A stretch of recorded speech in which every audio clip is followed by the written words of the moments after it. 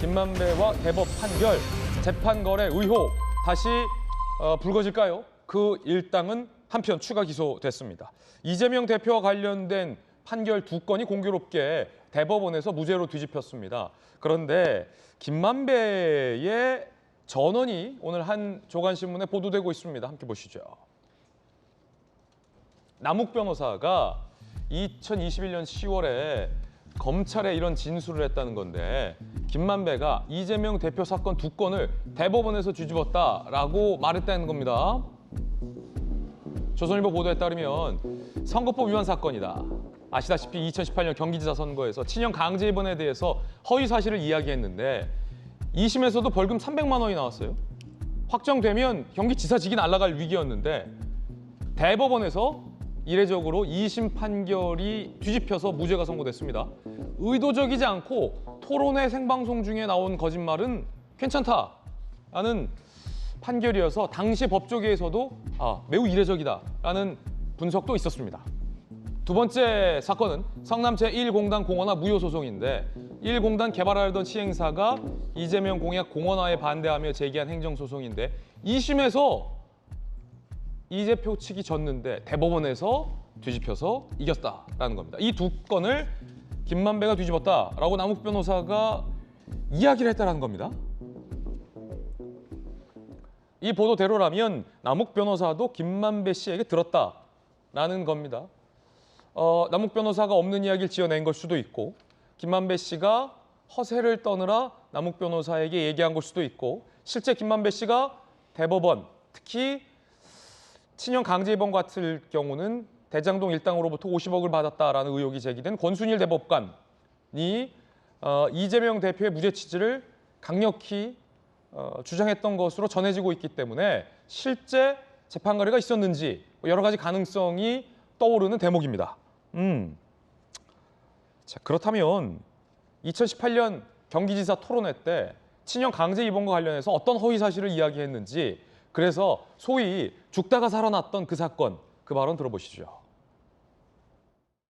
형님을 정신병원에 입원시키려고 하셨죠? 저는 그런 일 없습니다. 왜 없습니까? 보건소장 통해서 하지 않았습니까? 그런 일 없습니다. 아무런 문의나 검진도 없이 정신병자라고 판명했습니까? 그거는 어머니를 때리고 어머니한테 차마 표현할 수 없는 폭언도 하고 이상한 행동을 많이 했고 실제로 정신치료를 받은 적도 있는데 계속 심하게 하기 때문에 보건소장에게 친형 강제 입원 지시했다는 보도가 있었는데 강제 입원을 시킨 것은 저희 형수님이셨고요. 저희는 정신질환자의 비정상적인 행동으로 피해를 입기 때문에 정신보건법에 의한 절차를 검토하도록 했을 뿐입니다. 시장이 형이라는 이유로 이걸 방치하게 되면 그 피해를 누가 감당하겠습니까?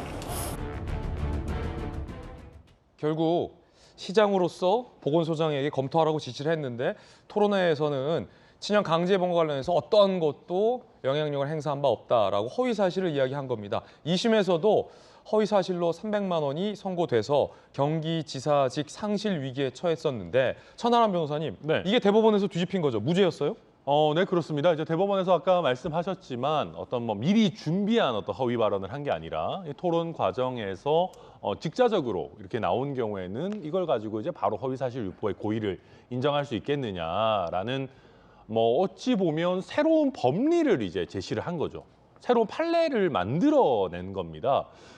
그전에는 이런 내용이 없었습니다. 물론 일부 실제 재판 실무 과정에서 이게 의도적이냐 아니면 갑자기 나온 거냐를 가지고 형량을 조절할 수는 있었겠죠. 예. 의도적이라면 조금 더 높게, 약간 갑자기 나왔다면 좀 낮게 이런 부분이 있었겠지만 대법원에서 저렇게 허위사실 유포의 범죄의 성립 어떤 대상 자체를 확 줄여준 것이거든요. 아예 유죄가 무죄가 된 거죠. 그렇죠. 그러다 보니까 공교롭게도 이 이재명 대표의 사건에서 이런 새로운 법리가 제시되다 보니까 뭐지? 라고 하는 생각들이 당시 법조계에도 있었던 건 사실입니다. 지금 조선일보 보도를 보니까 남욱 변호사가 김만배 씨에게 들었다는 거예요. 특히 선거법 위반 사건, 이 사건.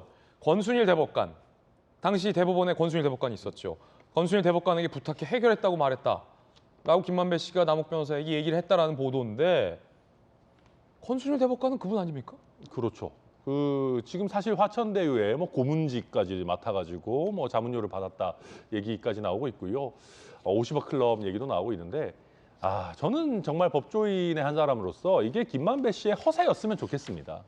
이게 저는 좀 표현이 과하지만 대법관이 뇌물을 받고 재판 결과에 영향을 미친다는 거는 대통령이 뇌물 받는 것보다 100배 더 나쁘다고 생각합니다. 대법관이 뇌물 맞는 건 우리 사회의 마지막 갈등 해결 수단이라는 게 결국 대법원인 것이거든요. 예. 근데 여기서까지 뭔가 이런 더러운 거래가 오간다라고 한다면은 우리 국민이 그러면 갈등을 어떻게 해소를 할 수가 있겠습니까? 재판을 어떻게 믿겠습니까? 근데 저는 사실이 아니라고 믿고 싶습니다. 다만 이게 단순히 김만배의 허세라고만 치부하고 넘어갈 수가 없는 것이 이 대법원 판결이 나오기 전후로 해가지고 김만배 씨가 건순일 대법관 너무 많이 만나러 갔어요. 예. 8번인가 만나러 갔다. 그리고 거죠. 그 화천대유에 고문을 하면서 1억 5천만 원도 받으셨고. 그렇죠. 게다가 그 건순일 대법관을 만나러 대법원에 간 시점들이 그냥 우연한 시점이 아니고요.